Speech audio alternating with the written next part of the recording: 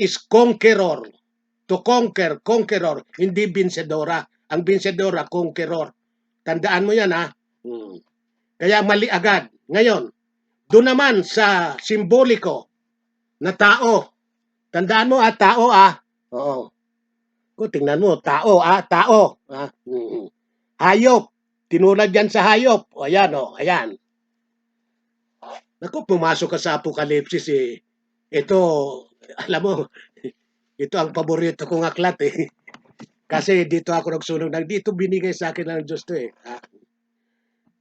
Ulitin ko, Mr. Wendell Talibong. Sa Apokalipsis, sadyang may literal dyan at karamihan dyan simboliko. Kita mo na? Ayan. Yung tao, tinulad sa hayop. Tinawag ring hayop. Ayan. Ano ba yung hayop? Ano ba sinisimbolikuhan ng hayop dito sa Apokalipsis o sa Biblia? Ano ba yung hayop? Ito, pakinggan mo, Ito, sa Daniel. Basahin mo, tingnan mo, ayan, Sa Daniel. Ano ba yung nababasa doon sa Daniel? Basahin niyo po, Ayan, yan. Pasensya lang, Ayan, Sa Daniel, ayan, Kasi tinatama ko para malinaw. Ayan, Ayan, sa Daniel, Ang mga dakilang hayop na ito na apat ay apat na hari. Ayan, ayan, Kita mo na, Talibong. Ano raw yung hayop? Simboliko ng hari. Hari. Kaya may corona, hari. Kita mo na. Di paano yan? Hari ba si kapatid na Manalo? Una agad sa paggamit mo ng Felix Bensadora, pangluloko na yun, pandaraya Mga Bisaya na kababayan ko, mga Pilipinong Bisaya. Siguro naman nakakaintindi kayong Tagalog. Panlulokot, pandaraya yon ni Talibong. Gusto lang itong magpasikat para yung mga pare, yung mga depensor, yung mga Katolikong sarado na hindi talaga ma-surrender yung yung pagsisinungaling ng mga pare. Ayan, nagpapasikat siya. Kaya nagsusot ng cross, Pinagyayabang pa yung cross. Alam ko na bakit, alam mo, ayaw ko naman na idiin kang masyado, Bakit ka nagpapanggap na pare? Naku, nagyayabang pa. Kaya ngayon, itatakwil ka na ng mga pare. Bakit? Hindi mo kayang sagutin ng mga lalabas ko. Doon mali ka na agad, hayop yun, Sabihin mong tao yan sa pangalan, si kapatid na Manalo lang. Mali ka na. Gamit mo yung pangalan, mali ka na. Kita mo na? Di lalo na ito, Mr. Talibong. Ayan, ang dami, Oo. Alam mo ba ang Apokalipsis 11, Kapitulo 13? Alam mo ba yan, Ayan, Kapitulo 13, 11 hanggang 18. Nakikita mo ba yan? Ayan, Alam mo ba yung chapter 18 na pinakialaman mo na hindi mo naman naintindihan? Yang hayop na yan, ito ang 666, ang daming mong ipaliliwanag diyan. Ang 666 na yan, ito. Ang daming ginawa diyan at daming description yan. Hindi lang ang 18 ang 666 diyan. Pinakita lang sa verse 18 na ang Antikristong yan na nagmumula ang paliwanag dito sa chapter sa verse 11 hanggang 18, yan ang gawain, ipinakikilala yan, ang konklusyon yan ng 666. Talibong, magtulong-tulong na kayong mga depensor Katoliko, ayan. Sabihin yung si kapatid na Manalo yan, ang 666. Ayan, ang dami niyan, ha. Oh. Naku, itatakwil ka na ng mga pare. Sisisihin ka ng mga dipensor katoliko, pati yung mga pare. Pati yung binabangit mo, Monsignor dyan. Baka tanggalin mo na, baka sabihin sa'yo, tanggalin mo nga krus sa'yo eh. Pinagyayabang mo pa yung krus mo eh. Pinatay si Kristo dyan. Biro mo laki-laki, akala mo, pinagmamalaki mo ba yon? Naku, sa harapan ng Diyos, kawawa ka. Kawawa ka. Kayo pong mga Katoliko, magsiyasat po kayo. Huwag kayong sunod ng sunod. Kayo ring mga Protestante. Kayo din, ay nadaya kayo, pinagmamalaki nyo krus.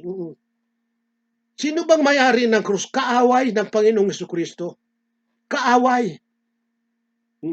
Ibig lang sabihin niya, dala nyo talaga yung sinyalis ng kaaway. Yan ang Antikristo.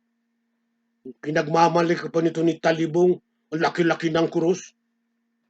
Alam mo ba kung hindi lang pangunahin, pinatay si Kristo dyan. Yan ang ginamit na pangpatay sa ating tagapagligtas. Bakit?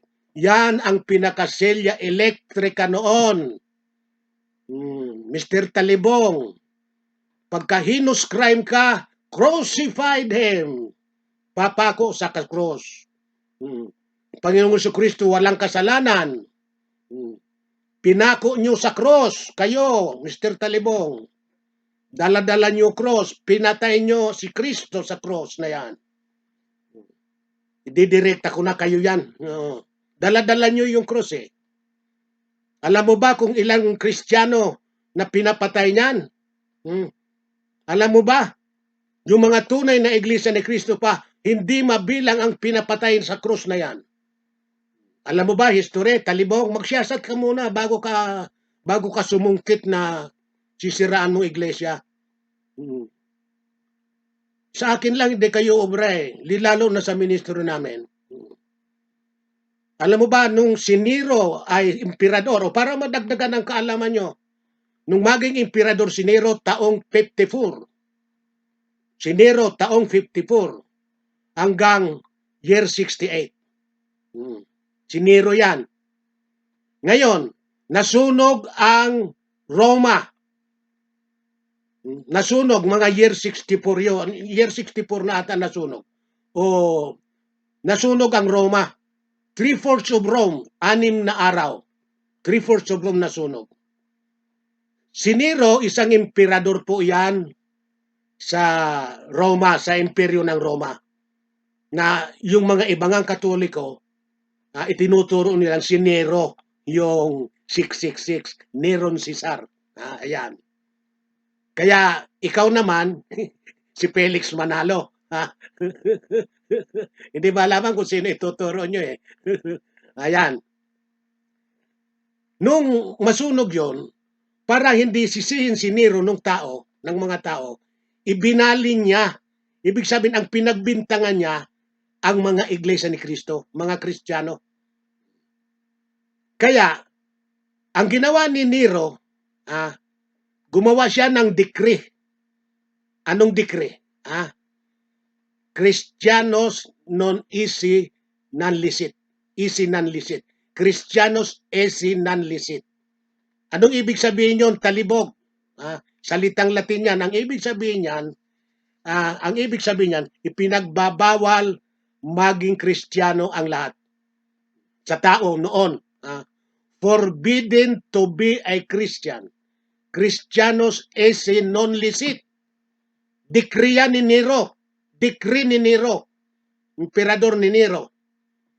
Para hindi siya sisihin ng tao sa pagkakasunog ng Roma, kasi biro mo 3/4 of Rome. Ang natira lang kaunti. Nasunog lahat yon. Ngayon, ibinaling niya, binintangan niya ang Kristiyano. Iglesia ni Kristo, pinagbintangan niya. Ngayon, gumawa siya ng decree na ipinagbabawal maging Kristiyano o maging Iglesia ni Kristo. Christianos esse non licit. Ang ginawa, kung pinagbawal niya, isang decree yun. Mga Kristiyano, Iglesia ni Kristo, hindi mabilang ang ipinatay sa krus. Oh.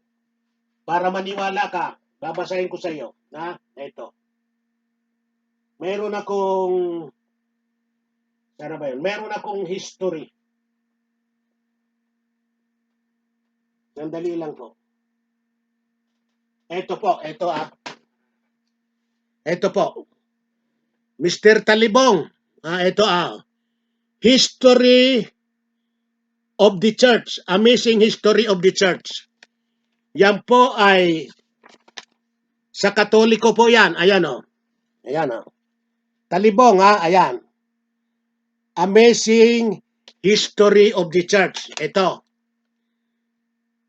The Church Amazing History with the studies, questions, and discussion in projects manual written and illustrated by team of the Daughter St. Paul. Ayan. Nihil Obstat, Thomas Cassie. Ito po ayan o. Nihil Obstat, Thomas Cassie, Imprimatur, Richard Cardinal Cassie.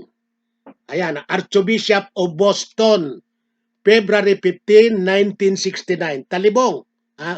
May nihil obstat yan. Pag-aralan mo muna. Tingnan mo muna sa dictionary anong ibig sabihin nihil obstat.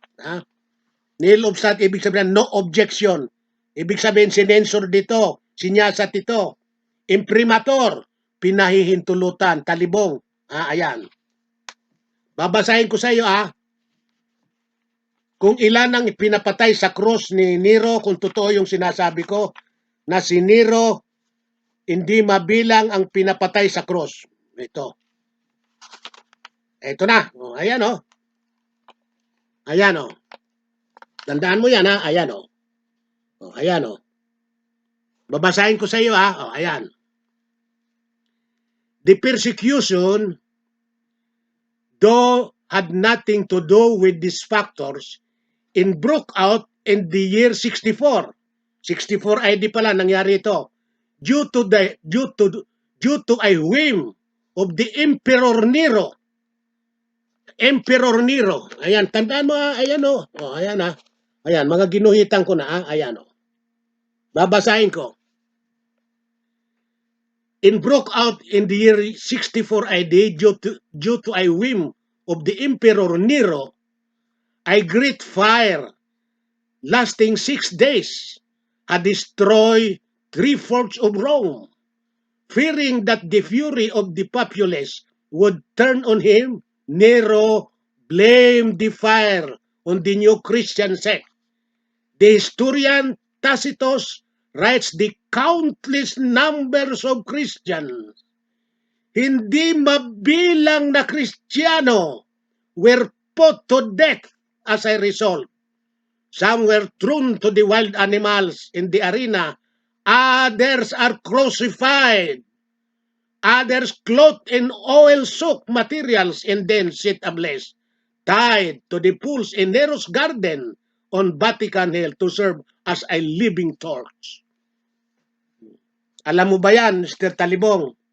Siguro ngayon mo lang nalaman yan o kayo mga depensor katoliko baka ngayon nyo lang nalaman yan. Ayan o. At alam mo ba, sinasabi pa dito kung gaano katagal yang decree ni Nero na bawal maging Kristiyano, Christianos esse non licit sa Latin. Halos lahat ng batas sa Roman Empire napalitan, maliban yan sa isyong yan ni Nero, hindi napalitan yan. Bawat emperador na kapalit niyan, sabi ko sa iyo, bawat emperador ay ginagamit yan. Yang batas na yan. Kaya 250 years ang pagpatay ng iglesia ng Roma sa mga Kristiyano. Umabot yan ng 250 years. Umpisa pa kay Nero. Unang siglo, year 64, nagumpisa na. Nagtatago na ang Iglesia ni Cristo, si Apostol Pablo, nagtatago na sila. Sumasamba sila doon sa mga nicho noon. Doon sila sumasamba, patago na. pinapatay sila, bawal yun. O, gusto mong marinig pa, babasahin ko sa iyo. Gaano ka tumagal yan? Ito. Ito pa, page 32. Ayan, Kailangan makakuha kayo nito di Church Amazing History. Ito. Tandaan mo, ito. The emperors who enforced the most violent persecutions were Nero, Domitian, Trajan, Marcus Aurelius, Septimius Severus, Decius, Valerian, and above all, Diocletian, whose reign was truly the era of martyrs. Diocletian's aim was the total destruction of everything Christian, of every single Christian. Nakita nyo na? Kaya walang natira. Walang natira sa talagang, yung mga alos pinatay na, yung iba nun talikod na Pero pinatay pa rin ng Roma. At ang Roma, siyang ngayong daladala niyong relihiyon. Yari ni Constantino yan. Idiniklarang relihiyon ng Estado yan. Kaya Iglesia Katolika, ayan, dinagdagan na. Romano, Katoliko. Ayan. Kailan lang natapos yung persecution? Nung si Constantine maging emperador na. Kailan? 314 nata, 313 si Constantino. Nung niya yung Edict of Milan, naglabasan ng relihiyon. Pwede nang magrelihiyon ka. Idideklara ni Constantino nun. At kung kasi nakita ni Constantino na ang iglesia ni Cristiano nagkakaisa talaga. Kaya ginamit niya sa politika yon. Mag-aral kayo ng history, kayong mga depensor katoliko. Sasabihin yung hindi natalikod, may natira. Yung dumating sa Pilipinas, talikod na yon, sa demonyo na talaga yon. Yung dala ni Magellan, 1521, talikod na yon, na wala pang ang opisyal, ang Katoliko. Kaya di malinaw ngayon. Talibong, napakababaw pa ng mga kaalaman mo. Lalo na ikaw, Darwin, ikaw na pare ka din. Nakala mo, watusi ka, na akala mo, hindi ka pa. Dito sa YouTube, napakaganda dito. Kasi, kung haharapin kayong personal, walang kwenta Bakit? Titirahin nyo, lilinisin nyo, para paliwanag nyo, puputol-putulin nyo na naman. Pagkatapos, sasabihin nyo kung anong nakita nyo ron. Mga sikabintilasyon pa. Ba't nyo nakikialam ba? Sikabintilasyon, hindi naman nakialam sa debate nyo Pinaliliwanag lang sa moderator, kung papaano mo, pinagpa-imprenta ka para ilagay mo doon na pinaliliwanag lang yun. Pagkatapos niya, sila niya ang nagdidesisyon ng dinaya. Yung moderator niya, hindi naman sinabi yung dinaya. Hindi nga alam ng moderator na dinaya mo talaga yun Natural, para walang kuwan yun, natural yung moderator sasabihin na, wala kasi binasa mo. Gaya nga ng katwiran mo Basta niya binasa. Kahit anong Biblia, kahit anong salin, linalabas mo. Panluloko yon. Wala kang alam, talibong. Maski sa Biblia, lahat ng Biblia may maling salin yan. Kaya yung sinasabi mo doon, bakit ang Iglesia ni Cristo paborito yung Lamsa version? Hindi namin paborito yon. Lahat ng Biblia paborito ng Iglesia ni Cristo, basta yung tamang pagkakasalin. Walang perfectong Biblia. Tandaan mo yan, talibong. Kaya hindi ka pwedeng gumamit na basta